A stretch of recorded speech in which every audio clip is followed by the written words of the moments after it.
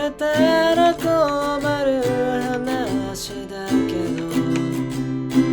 歌に乗せたらいいよね。二人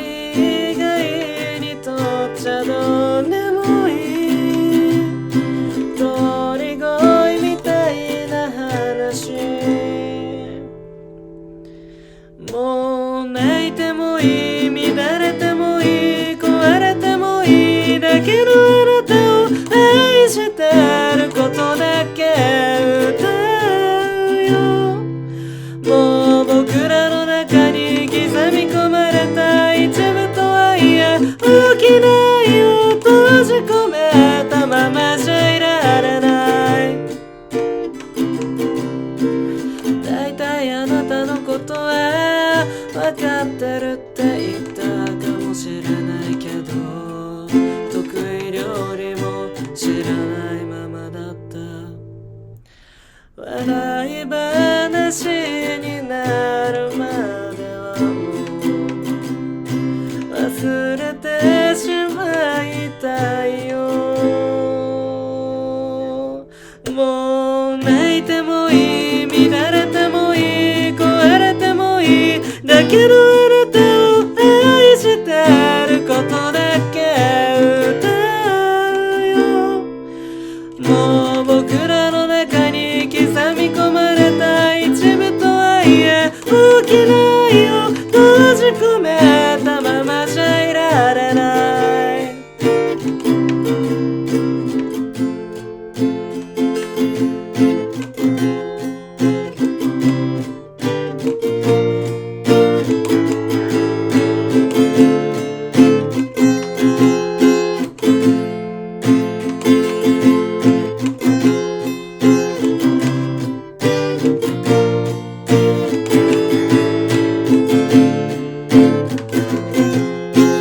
知らない顔があったのも消えない過去があったのも全部拭い去る前に教えてほしかった。砂鉄みたいに吸い寄せられたから冷たい部分も知ってた。同じ言葉でまやかし合ったそんな結果で終わりなの。あなたがしてた指輪のサイズを遠回しに聞いたことも靴のサイズだけ直接聞いちゃって笑われたことも覚えてるだけで実感がないんだよ。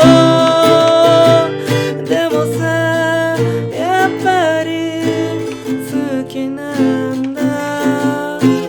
なんでもないなんでもないと言い聞かせてはたどるあなたの記憶に包まれてしまうよ。そう歌う声が枯れるだけなら一部とは言えない大きな愛を叫び続けるよ。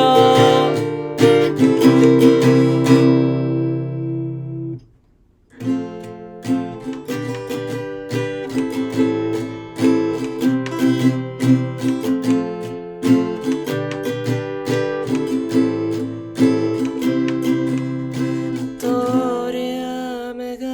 降った4月の夜追伸あなたが好き